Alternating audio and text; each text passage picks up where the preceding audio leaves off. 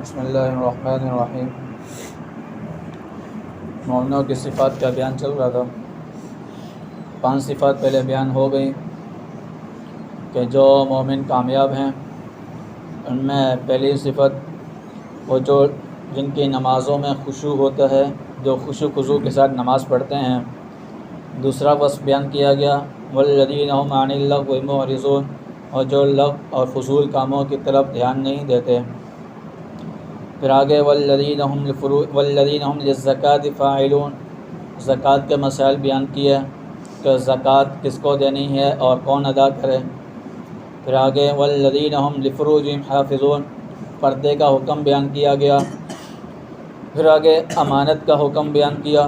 اب آگے ایک چھٹا وصف بیان کیا جا رہا ہے والذین هم لاماناتهم وعهدهم راعون۔ عہد معاہدے کو کہتے ہیں، وعدے کو کہا جاتا ہے۔ ایک معاہدہ وہ ہوتا ہے جو دونوں طرف سے کیا جائے، یعنی کہ دونوں طرف سے یہ بات طے کی جائے میں یہ کام کروں گا اور تو یہ کام کرے گا، یہ دونوں طرف سے معاہدہ ہوتا ہے۔ ایک معاہدہ ہوتا ہے یک طرفہ معاہدہ، ایک ہوتا ہے دو طرفہ معاہدہ۔ جو یک طرفہ معاہدہ ہوتا ہے وہ صرف ایک ہی طرف سے ہوتا ہے، بس میں یہ کام کروں گا اور تجھے یہ دینا ہے مجھے، اور تو یہ مجھے یہ ادا کرے گا۔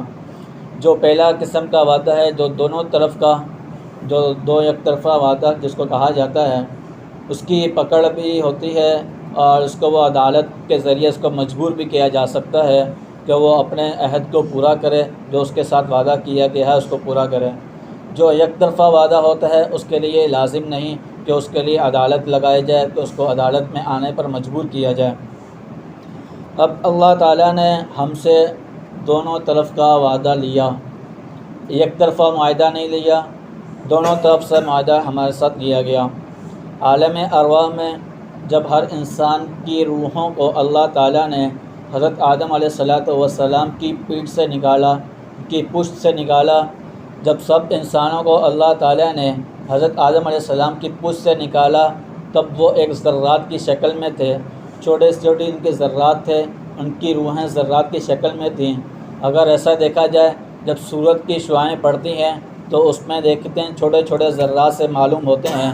ایسے ہی اللہ تعالیٰ نے عالم ارواح میں سب انسانوں کو ایک ساتھ حضرت آدم علیہ السلام کی پشت سے نکالا اور ان سے یہ عہد لیا، جس کو قرآن پاک اس طرح سے ذکر کرتا ہے وَإِذْ أَخَذَ رَبُّكَ مِن بَنِي آدَمَ مِن ظُهُورِهِمْ ذُرِّيَّتَهُمْ وَأَشْهَدَهُمْ أَلَسْتُ بِرَبِّكُمْ، آگے سے جواب دیتے ہیں قَالُوا بَلَىٰ، یعنی کہ اللہ تعالیٰ نے اس دنیا میں آنے سے پہلے ہی ہر انسان سے یہ وعدہ لیا کہ کیا میں تمہارا رب نہیں ہوں، کیا میں تمہارا پروردگار نہیں ہوں کہ جس کی عبادت کی جائے۔ اس میں سب انسانوں نے یک طرفہ، سب نے یک زبان یہ جواب دیا قالوا بلی الستُ بربکم، کیوں نہیں آپ ہی ہمارے پروردگار ہیں، ہم آپ کو ہی اپنا پروردگار مانتے ہیں۔ اب پروردگار جب ہر انسان نے مان لیا تو اللہ تعالیٰ نے فرشتوں کو کہا قالوا شہدنا، اس پر تم گواہ ہو جاؤ۔ اب انہوں نے بھی میرے ساتھ وعدہ کر لیا، یعنی کہ یہ دونوں طرف سے معاہدہ ہو گیا، ایک اللہ نے معاہدہ لیا، دوسری طرف سے انسان نے بھی اس میں حامی بھری، ہاں آپ بھی ہمارے رب ہیں۔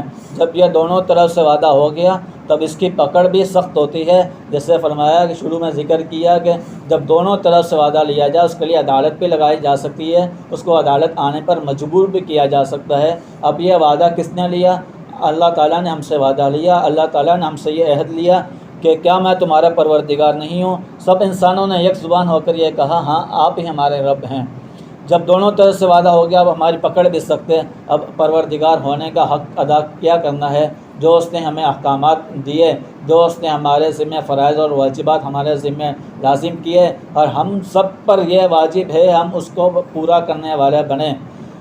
اسی طرح حضور اکرم صلی اللہ علیہ وسلم کی حدیث ہے، حضور اکرم صلی اللہ علیہ وسلم نے فرمایا کہ منافقین کی 3 علامتیں بیان کی گئیں، کہ اس میں پہلے ذکر کیا اذا حدث کذب وَإِذَا وَعَدَ أَخْلَفَ وَإِذَا تُؤْمِنَ خَانَ، یعنی کہ منافقین کی 3 علامتیں بیان کی، اگر وہ تینوں کسی میں پائی جاتی ہوں تو وہ پکا سچا منافق ہے۔ اگر اس میں کوئی ایک منافقین کی خصلت پائی جائے تو وہ پکا منافق نہیں، بس یہ کہ اس میں منافقین کی علامت پائی جا رہی ہے۔ اس میں پہلی جو علامت ذکر کی وہ فرمایا کہ جب بھی وہ بات کرے گا وہ جھوٹ بولے گا، یہ منافقین کی سب سے پہلی نشانی بیان کی حضور اکرم صلی اللہ علیہ وسلم نے۔ دوسری جو نشانی بیان کی وہ اس سے فرمایا کہ وَإِذَا وَعَدَ أَخْلَفَ، جب بھی اس سے وعدہ کیا جائے گا تو وہ وعدے کی خلاف ورزی کرے گا، جو وہ وعدہ پورا نہیں کرے گا وہ بے وفائی کرے گا۔ پھر آگے ذکر کیا وَإِذَا اؤْتُمِنَ خَانَ، جب بھی اس کے پاس امانت رکھائی جائے گی تو وہ اس میں خیانت کرے گا۔ اب اس میں دونوں ذکر آ گئے، دونوں وصف آ گئے، جو اس میں پہلے امانت کا ذکر کیا گیا، دوسرا پھر وعدے کا ذکر کیا گیا۔ اس میں جو وعدہ ایک ہم نے اللہ سے بھی کیا ہے، اب ہم خود سوچ لیں کہ ہم نے جو اللہ کے ساتھ وعدہ کیا ہے کسی عام انسان کے ساتھ وعدہ نہیں کیا۔ جب کسی عام انسان کے ساتھ وعدہ کیا جائے اس کے بارے میں حضور اکرم صلی اللہ علیہ وسلم یہ ارشاد فرما رہے ہیں کہ وہ منافقین ہے، وہ منافقین کی علامت ان میں پائی جا رہی ہے۔ جب ان کے ساتھ وعدہ کیا جاتا ہے تو وہ منافقین ہیں جب وہ اس کو پورا نہیں کرتے۔ اب یہ ہم نے اللہ سے وعدہ کیا ہے، اب ہم خود سوچیں ہم اپنے عہد پر کتنا پکے ہیں، ہم اس عہدے پر کتنا پورا اتر رہے ہیں۔ جو ہمارے ذمہ واجبات اور فرائض ہمارے ذمہ لگائے گئے تھے کیا ہم اس کو صحیح طریقے سے ادا کر رہے ہیں؟ کیا ہم اس کو اپنے وقت پر ادا کرنے والے ہیں؟ کیا ہم اس میں ڈنڈی تو نہیں مار رہے، کہیں اس میں کوتاہی تو نہیں کر رہے؟ اب یہ کتنی بڑی بات حضور اکرم صلی اللہ علیہ وسلم نے فرما دی کہ وہ منافقین میں اس کا شمار ہوگا، کہ وہ منافقین کی علامتیں اس میں پائی جا رہی ہیں جو یہ وعدہ خلافی کرتا ہے۔ اور اسی طریقے سے حضور اکرم صلی اللہ علیہ وسلم نے ارشاد فرمایا کہ شب قدر کو طاق راتوں میں تلاش کیا جائے۔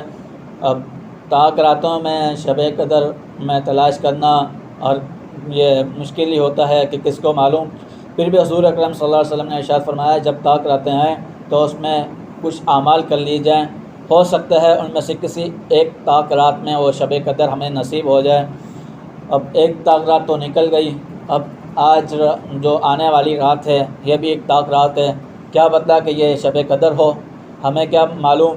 پھر بھی حضور اکرم صلی اللہ علیہ وسلم نے ارشاد فرمایا کہ اس میں کچھ عبادتیں کر لی جائیں، کچھ اس میں مخصوص اعمال کے لیے جائیں تاکہ اگر وہ شب قدر ہو تو ہمیں اس کا بھرپور اجر مل سکے۔ وہ فرمایا کہ زیادہ کچھ نہ کرنے کا نہیں کہا گیا، بس یہ کہ چند ایک اعمال کر لیے جائیں جس میں کہ ہمیں شب قدر کا ثواب پورا مل جائے۔ یہ کہ فرمایا جاتا ہے کہ اس رات کچھ صدقہ کر دیا جائے۔ صدقہ لاکھوں میں، ہزاروں میں، سینکڑوں میں کرنے کی ضرورت نہیں، جس میں جتنی استطاعت ہو، جس میں جتنی پہنچ ہو کہ وہ اتنا صدقہ کر دے، چاہے وہ 5 روپے کیوں نہ ہو، چاہے وہ 2 روپے کیوں نہ ہو، چاہے وہ 1 روپیہ کیوں نہ ہو، بس اس رات کچھ نہ کچھ صدقہ اللہ کی راہ میں دے دے، کیونکہ اگر اس رات وہ شب قدر ہوئی تو ہمیں اس کا اجر کہیں زیادہ بڑھا کر دیا جائے گا۔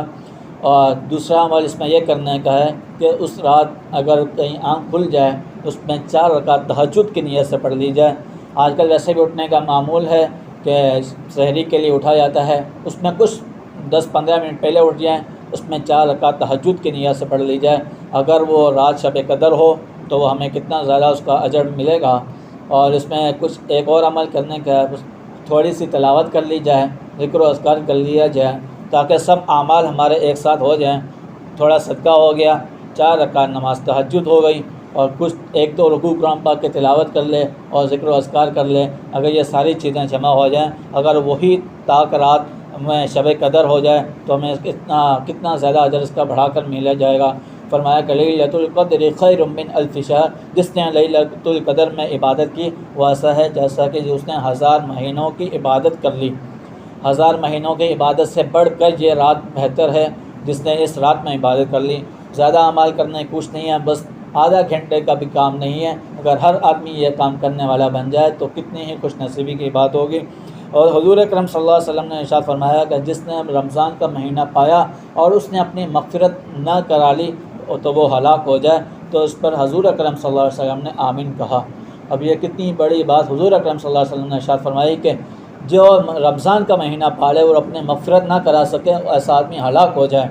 اب یہ ہمیں رمضان کا مہینہ اللہ تعالیٰ نے نصیب فرمایا، اور ہر شخص یہ کوشش کرے کہ یہ رمضان ہماری بخشش کا ذریعہ بن جائے، اس میں ہر آدمی اپنی اپنی بخشش کرانے والا بن جائے، اس میں ہر ایک کی مکمل طور پر مغفرت ہو جائے، اور جو اس دنیا سے جا چکے ان کے لیے بھی مغفرت طلب کی جائے، جو اس دنیا میں ہیں جن کو اللہ تعالیٰ کی طرف سے یہ توفیق نہ مل سکی کہ وہ رمضان کے روزے رکھیں، مسجدوں کی طرف رخ کریں، ان کے لیے بھی دعا کریں یا اللہ ان کو بھی توفیق دے دے، یا اللہ اگر کوئی بیمار ہیں ان کو بھی شفاء کاملہ عاجلہ مسلمین دائمہ عطا فرمائے، جو قرض خواہ ہیں یا اللہ ان کے بھی قرض پورے کر دے، ان کے لیے بھی آسانیاں پیدا فرما دیں۔ اب یہ شب قدر ہو سکتا ہے کہ یہی رات ہو سکتا ہے آنے والی راتوں میں کسی ایک رات ہو، اس میں بھرپور عبادت کی جائے۔ اور دوسرا ذکر کیا گیا اگر کوئی شخص مغرب کے آنے سے پہلے رات مسجد میں داخل ہو جائے